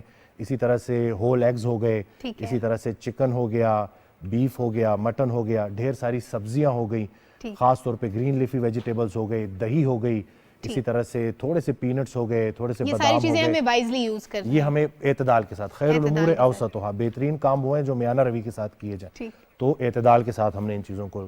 زبردست, بہت شکریہ. ڈاکٹر وسیم اللہ شاہین ہمارے ساتھ موجود تھے, بہت اچھا گائیڈ کیا. فٹنس ٹرینر بھی ہیں اور ساتھ ساتھ ڈاکٹر بھی ہیں, تو ہمیں دونوں ایسپیکٹ پتہ چل گئے کہ ہمیں اپنا لائف سٹائل کیسے بہتر بنانا ہے, اور ساتھ ہی ساتھ ہم نے کس طرح اپنی ڈائبٹیز کو کنٹرول کرنا ہے, بلڈ پریشر کو کنٹرول کرنا ہے, اور جو ہمارے اس سے جڑے ہوئے مسائل ہیں ان کو کنٹرول کرنا ہے. آگے بڑھتے ہیں اپنے اگلے ٹاپک کی طرف, اور ہم بات کرنے والے ہیں ایک ایسے مصنف سے متعلق, ایک ایسے شاعر سے متعلق, رائے محمد ناصر خان صاحب, جو کہ بہت معروف پنجابی کے شاعر بھی ہیں, اور 5 جو ہے وہ پنجابی شاعری کی کتابیں ابھی تک لکھ چکے ہیں. اس کے علاوہ انہوں نے اردو شاعری کی بھی ایک کتاب لکھی ہے. پنجابی شاعری کی تینوں کتابوں کو مسلسل 3 سال اکادمی ادبیات پاکستان کی جانب سے ایوارڈ بھی مل چکا ہے. تمام کتابوں کو ملکی اور غیر ملکی ایوارڈز ملے. ان پر ایم فل اور پی ایچ ڈی کے مکالمے لکھے جا چکے ہیں. ہمسایہ ملک بھارت میں بھی ابھی ان کی شاعری پہ کام ہو رہا ہے. انہوں نے پنجابی زبان میں نظم اور غزل کے ساتھ ساتھ بولی, ٹپے, ماہیے پر بھی کام کیا. آج وہ ہمارے ساتھ مہمان ہیں, ہمارے مہمان بنے صوبے پاکستان کے لاہور اسٹوڈیو سے ہمیں جوائن کر رہے ہیں. السلام علیکم رائے محمد ناصر خان صاحب, کیسے ہیں آپ؟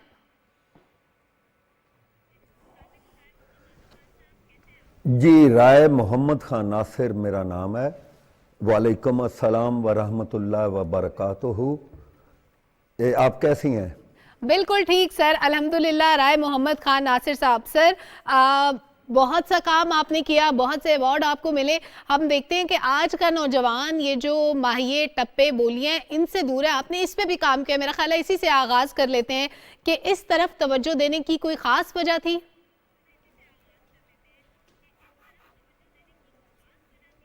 ہاں, اس میں ایسا ہے, میم کہ جب میں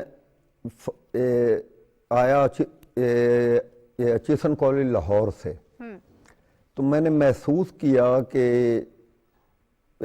ہمارے معاشرے میں میری جو زبان ہے، میری جو ماں بولی ہے، اس سے گریز کا عنصر ذرا زیادہ نمایاں ہے. صحیح. تو میں نے سوچا اس طرح کہ جو ہماری بیسکس ہیں اس زبان کی، مایا، ٹپا، بولی، شلوک، اگر اس پہ کام کیا جائے، اگر اللہ پاک ہمت دے، اللہ پاک توفیق دے، تو ہو سکتا ہے کہ یہ گریز دور ہو جائے. بالکل ضرور ہوگا، کیونکہ ظاہر ہے قطرہ قطرہ کر کے دریا بنتا ہے، اور جب کاوشیں ہو رہی ہیں تو ظاہر ہے ضرور فروٹفل ہوں گی. سر، بڑے بڑے شعراء کرام نے کلام لکھا، لیکن پنجابی میں ہمیں بہت زیادہ کام نظر نہیں آیا. ابھی ہم دیکھتے ہیں موجودہ دور کے جو شاعر ہیں وہ بھی موسٹلی ہمیں اردو میں نظر آتے ہیں. زبان سے گریز کرنے کی کیا وجہ ہے؟ کیا پنجابی زبان بہت مشکل ہے، یا اس سے ہم لوگ ویسے دور ہوتے جا رہے ہیں، یا پنجابی زبان کا کلچر اتنا عام نہیں رہا جتنا پہلے تھا؟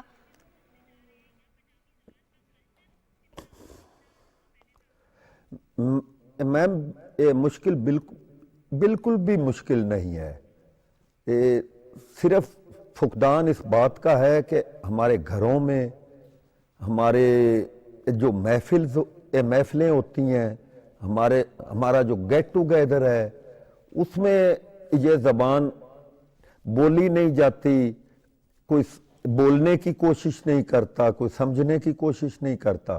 اس لیے اس میں گریز ہے. ہم اپنے بچوں کو یہ احساس دلاتے ہیں کہ یہ کوئی اتنی ترقی یافتہ زبان نہیں ہے، حالانکہ یہ زبان بہت ریچ ہے. اگر کسی کو آتی ہے تو اس سے اچھی اور خوبصورت زبان کوئی نہیں ہے. بلا شبہ اس سے اچھی، میٹھی اور خوبصورت زبان، اور اس میں ہمیں ہر طرح کا ایکسپریشن ملتا ہے. پنجابی زبان میں جو ایکسپریشنز موجود ہیں وہ شاید ہم اردو میں نہیں ڈھونڈ سکتے. اچھا، آپ نے 5 کتابیں پنجابی میں لکھی، ان کتابوں کے بارے میں تھوڑا سا بتائیں کہ ان کے پیچھے کیا سوچ تھی، کس طرح آپ نے وہ کتنے عرصے میں کمپلیٹ کی، اور پھر جب پذیرائی ملی، جب مقالے لے کے گئے آپ پر پی ایچ ڈی کے، ایم فل کے، تو تب کیا احساسات تھے، کیا جذبات تھے؟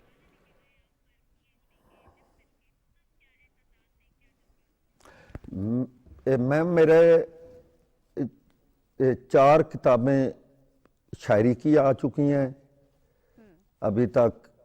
ایک پہلی کتاب میری ہر کھائی پنجابی میں، دوسری ہونگ آئی، تیسری ہڈک آئی، اور چوتھی اس سال آئی ہے ہیت، اور ایک میری کتاب کہانیوں کی آئی ہے مورتاں کے نام سے. پنجابی میں ابھی تک اتنا کام ہو سکا ہے. اور کتنی پذیرائی ملی آپ کو پنجابی کام پہ؟ لوگ ظاہر آپ سے کانٹیکٹ کرتے ہیں، بہت سراہتے ہیں.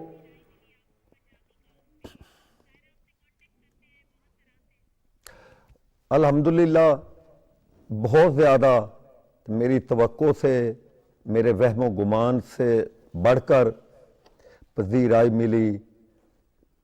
صرف اپنے ملک میں نہیں بلکہ جہاں جہاں پنجابی بولی اور سمجھی جاتی ہے وہاں لوگ جانتے ہیں کہ رائے محمد خان ناصر ہے کوئی ایک بندہ جو ننکانہ صاحب میں رہتا ہے.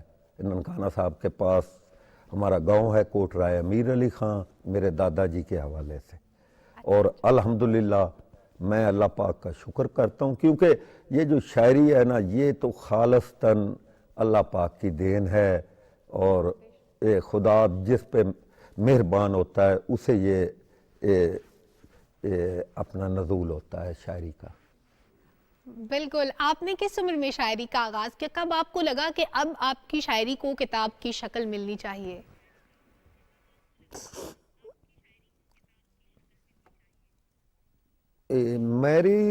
جب میں 9ویں کلاس میں تھا نا، وہاں اس وقت پہلی میری نظم ہوئی تھی، وہ مجھے یاد تو نہیں ہے، اردو میں.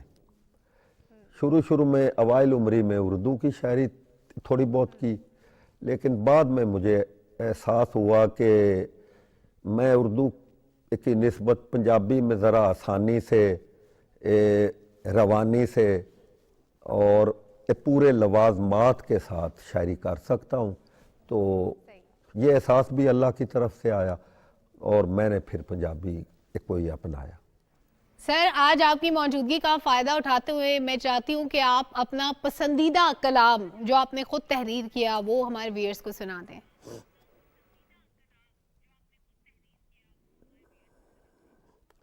जी, मैं सबसे पहले एक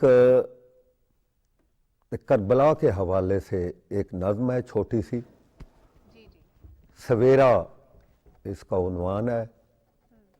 सवेरा। करबल चलिए जाके उथों काल समय दियां रातां दे लई फेर सवेरा लैके आइए।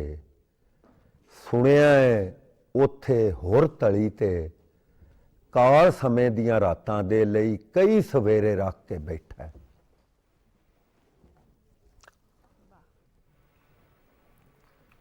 बहुत खूब, बहुत खूब, बहुत खूब राय मोहम्मद खान नासिर साहब, बहुत खूब आपने सुनाया, बहुत मीनिंगफुल शायरी। अच्छा, उर्दू में भी आपने शायरी की, उर्दू में भी कलाम लिखा, उस किताब के बारे में भी थोड़ा सा बताइएगा, और उर्दू किताब में से भी अगर आप कुछ सुना सकें।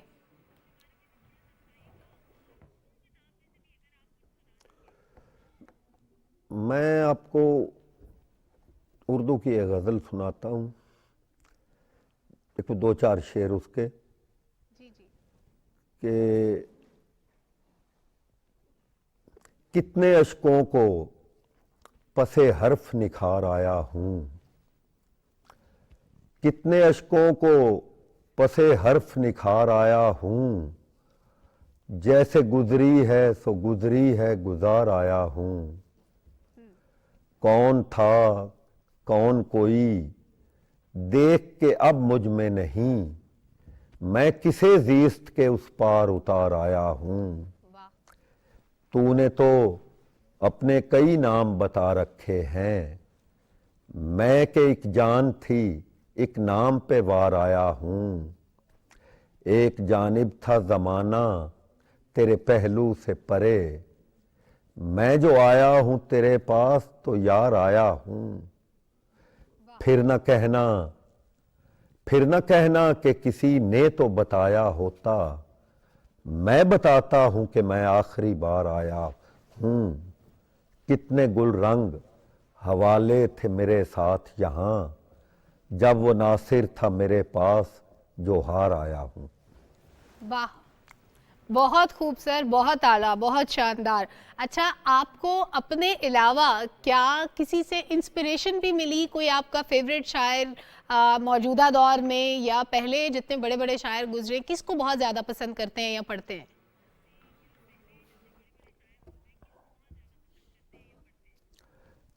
मैंने ज़्यादातर शायरी से ज़्यादा मैंने नस्र पढ़ी अवाइल उम्री में। तो शायरी में जो सूफियाँ हैं ना, बाबा जी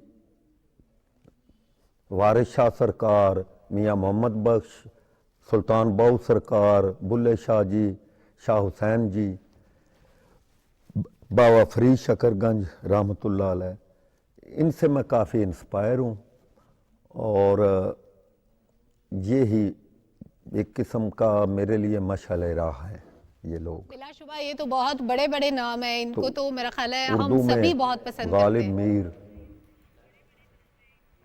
सर, बुल्ले शाह को आपने पढ़ा, क्या आपको सबसे अच्छी कोई चीज़ अगर लगी तो मैं चाहती हूँ आप वो भी ज़रूर सुनाएं।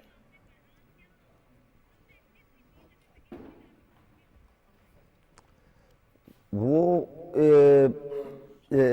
पूरी तरह मेरे ज़हन में नहीं है उनकी कोई भी चीज़।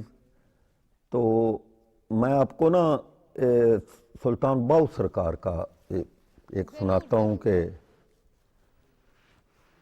ते तस्बी फेरी ते दिल ना फिरिया, ਕੀ ਲੈਣਾ ਤਸਬੀਹ ਫੜ ਕੇ ਹੂ, ਇਲਮ ਪੜਿਆ ਤੇ ਅਦਬ ਨਾ ਸਿੱਖਿਆ, ਕੀ ਲੈਣਾ ਇਲਮ ਨੂੰ ਪੜ ਕੇ ਹੂ, ਚਿੱਲੇ ਕੱਟੇ ਤੇ ਕੁਝ ਨਾ ਖਟਿਆ, ਕੀ ਲੈਣਾ ਚਿੱਲਿਆਂ ਵੜ ਕੇ ਹੂ, ਜਾਗ ਬਿਨਾ ਦੁੱਧ ਜੰਮਦੇ ਨਾ ਬਾਹੂ, ਭਾਵੇਂ ਲਾਲ ਹੋਵਣ ਕੜ ਕੜ ਕੇ ਹੂ। बहुत खूब, और क्या शानदार मैसेज है इसके अंदर कि वो इल्म किस काम का जिसके अंदर अदब ना हो, अगर अदब नहीं सीखा तो फिर वो इल्म बिल्कुल बेकार है। बहुत शुक्रिया। राय मोहम्मद खान नासिर साहब हमारे साथ मौजूद थे, अपनी शायरी के बारे में बताया, अपनी किताबों के बारे में बताया, अपने पसंदीदा शायरों के बारे में बताया, और बिलाशुबा ऐसे बड़े नाम जो किसी भी ज़बान के अहया के लिए, उसके फ़रोग के लिए काम कर रहे हैं, उनको ज़रूर सराहा जाना चाहिए, हर सतह पर उनकी अप्रिसिएशन होनी चाहिए। राय मोहम्मद खान नासिर साहब पंजाबी ज़बान में किताबें लिख चुके हैं और बहुत सी ऐसी जहतें शायरी की जो मादूम होती जा रही हैं उन पर भी काम करें, ख़ास तौर पे पंजाबी शायरी के हवाले से। एक छोटे से ब्रेक की तरफ बढ़ते हैं, जब ब्रेक से वापस आएंगे तो नए मेहमान भी होंगे, नया टॉपिक भी होगा, और टॉपिक होगा कुछ मौसीकी से जुड़ा। कहा जाता है कि मौसीकी रूह की ग़िज़ा है, तो इस ग़िज़ा की आबियारी हम कैसे करें, इस ग़िज़ा से कैसे हम फ़ायदा उठा रहे हैं और हम किसी और मुल्क के साथ कैसे कोलैबोरेशन करें, ये आपको बताएंगे ब्रेक के बाद।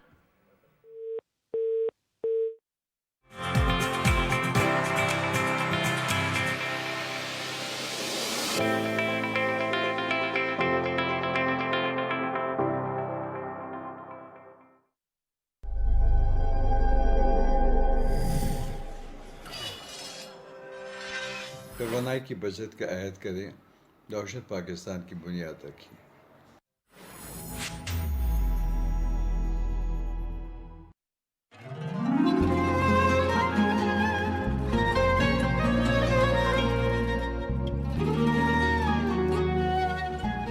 اقرأ باسم ربك الذي خلق۔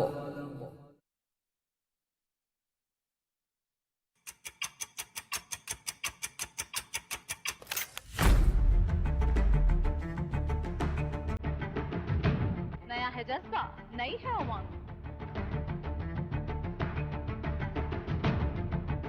खबर के साथ उस पर हो इजहार ख्याल। देखनी होगी दरामद से बरामद तक की सूरत हाल। कौन सी करेंसी है अप, कौन सी डाउन,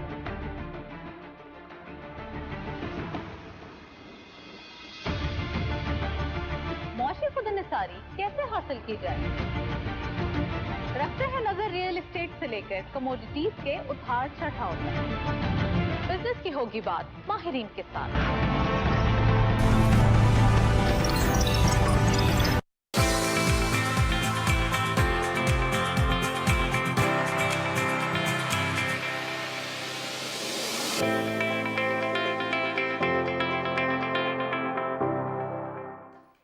वेलकम बैक नाज़रीन। ब्रेक से पहले मैंने टीजर दिया था, अब मैं आपको मिलवाऊंगी उन अच्छे प्यारे मेहमानों से।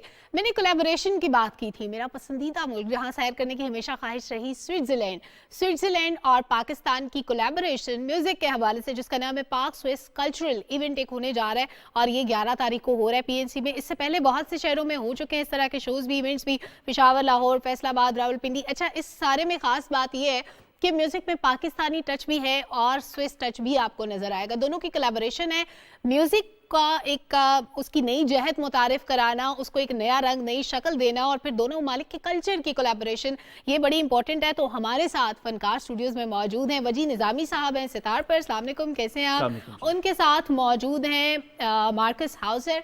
हाय, how are you? Very good, thank you. That's great. और उनके साथ तशरीफ रखते हैं Lowry पोलोजो। Right? How are you? Very well. I slept very good last night. Great. So. I really want to know how was your experience in Pakistan? I didn't understand. Once again. How was your experience in Pakistan? Only positive. Only positive. What can I say? I had a certain opinion before, but I have to correct many things. So gentle people, so warm people, and the food is sensational. Very nice उन्होंने ये कहा है. अच्छा, उर्दू में मैं इसलिए बात नहीं कर सकती क्योंकि उनको उर्दू समझ नहीं आएगी, लेकिन मैं ट्रांसलेट ज़रूर कर दूंगी. उनको पाकिस्तान में आना बहुत अच्छा लगा, बहुत अच्छे लोग, बहुत प्यारा खूबसूरत कल्चर. अच्छा, मैं चाहती हूँ कि मैं मार्कस से भी उनका कमेंट ले लूँ, तो फिर मैं वजी की तरफ आऊँ ताकि वो भी थोड़ा सा बताएं कि उनका एक्सपीरियंस कैसा है. Marcus, what's most interesting and appealing thing in Pakistani music? For me, the most interesting thing is the big culture you have here in Pakistan. You have a very big variety of culture in Pakistan, not just in arts, actually in different kinds of arts, painting, music, everything. But the people are very open, and that is a very surprising, wonderful thing. Glad to know that you are happy. Marcus को भी बहुत अच्छा लगा पाकिस्तान में, यहाँ का culture, यहाँ का रहन सहन, पाकिस्तानी आर्ट और आर्टिस्ट दोनों ही. ज़ाहिर है वजी निज़ामी, आप क्योंकि इन दोनों के साथ काम भी कर रहे हैं और मुख्तलिफ जगहों पे आपकी मेल मुलाकातें होती हैं, कोलैबोरेशन रहती है म्यूज़िक की, तो आपका एक्सपीरियंस स्विस म्यूजिशियंस के साथ कैसा रहा? कैसे आपने इस जॉइंट वेंचर का सोचा और फिर किस तरह दोनों कल्चर्स को मिक्स एंड मैच किया? मैंने बहुत से ममालिक में पाकिस्तान को रिप्रेजेंट किया और बहुत से म्यूजिशियंस के साथ मैंने काम किया, लेकिन इन दो म्यूजिशियंस के साथ जब से मैंने प्रोजेक्ट शुरू किया है सो मैं सीख रहा हूँ और बहुत कुछ सीख रहा हूँ कि हमारे जो रागस हैं उनको वेस्टर्न जो स्केल्स हैं उसमें कैसे उसको ब्लेंड करना है, उसका मिक्सर कैसे करना है. सो इट्स अमेजिंग कि आप जब दूसरे किसी मुल्क का म्यूज़िक लेते हैं, कहा जाता है कि मौसीकी एक आफाकी ज़ुबान है और यूनिवर्सल लैंग्वेज है. सो स्विट्ज़रलैंड के म्यूजिशियंस और पाकिस्तान के म्यूजिशियंस सुर तो वही साथ हैं, बिल्कुल, लेकिन धुनें जो मुख्तलिफ हैं, हमने ये कोशिश की कि यहाँ की जो सूबाई धुनें हैं और वहाँ की जो कल्चरल मेलोडीज़ हैं हम इनको मिक्स कर सकें और लोगों के सामने एक खूबसूरत धुन पेश कर सकें. Sitar, saxophone and guitar. अब मैं चाहती हूँ कुछ अच्छा सा सुना दे हमारे देखने वालों. मैं ज़रूर, हम एक फोक धुन अभी सुनाएंगे आपको जो हमारी सूबे सिंध को जो है वो रिप्रेजेंट करती है. ज़रूर जी. सिंध.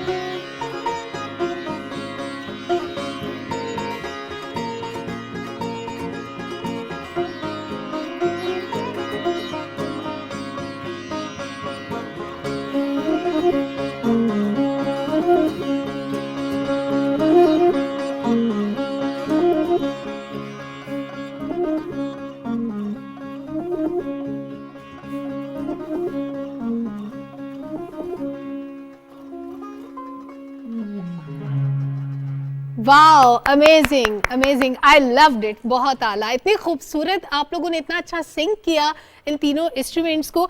अच्छा Marcus, when did you decided to come to Pakistan and mix jazz and eastern music? Actually, the whole project started about a year ago. Okay. A little bit more than a year ago, because I was playing in Dubai a year and a half ago, and then through an agent, a very good friend of mine, she came up with the idea, why should we not connect different cultures with each other through the music? Okay. And more or less a year ago we decided, hey, we're going to do this, and we worked on it, and I got to know Washi, and that's how it started. Amazing, and you are doing amazing job, I must say. Loris, when did you decided to come to Pakistan, and what was your inspiration, and what's the major difference in Eastern music and jazz as well? Okay, I decided to come in this beautiful country because we are friends since more than 20 years. And Your country is beautiful too. Yeah. But my country, I know. This country is new. And it was, by the way, he asked me, have you time to come also with me here? And for me it was clear, yes, I come. It was a decision of 10 seconds and I was ready. And yeah, about music, for me, I feel like a student here because the whole music here is totally different. I remember when Vashi told me, when he plays a melody, he thinks about the nature or flowers or something like that. For me, this was new to play melodies and think about that. So because in our system, it's a little bit different. I don't think about flowers when I play a melody. I write some notes. So it was a new inspiration. And for me, now I'm open-minded also for these melodies. It's new for me. Very nice. But I'm totally excited about the melodies and the music of this country. And we are excited to hear you as well. Thank you. अच्छा, वजी आपने इन दोनों के साथ काम किया, नई चीज़ें सीखी, आपने बताया ये जो सैक्सोफोन है ये मैंने पहली दफ़ा इसको प्ले होते देखा, इससे पहले नहीं देखा. क्या हमारे म्यूजिक में ट्रेंड है सैक्सोफोन का पहले या नहीं? We went to 6 cities. So बहुत से लोगों ने पहली बार सैक्सोफोन को सुना. मैंने भी पहली बार सुना and it's beautiful. इतनी खूबसूरत मीठी आवाज़. को पहली बार सुना बल्कि सैक्सोफोन और सितार का जो फ्यूजन है ये भी पहली बार लोगों ने सुना. सो प्रोजेक्ट का जो मकसद था वो भी यही था कि हम एक इतना खूबसूरत फ्यूजन सामने लेके आए कि जिससे हम लोगों को ये बता सकें कि साज़ कहीं का भी हो वो आवाज़ तो एक रखता है. सोच जो है वो साज़ों की एक जैसी होती है, सुर जो हैं वो एक जैसे हैं हर मुल्क में. सो ये हमारे लिए एक मैसेज भी है इंसानियत के लिए कि जो नेचर है उसमें यूनिटी है. अच्छा, सॉरी टू इंटरप्ट यू, मुझे लाइव कट की तरफ बढ़ना है. जर्मन सेनेट इस वक्त तकरीब से खिताब कर रहे हैं.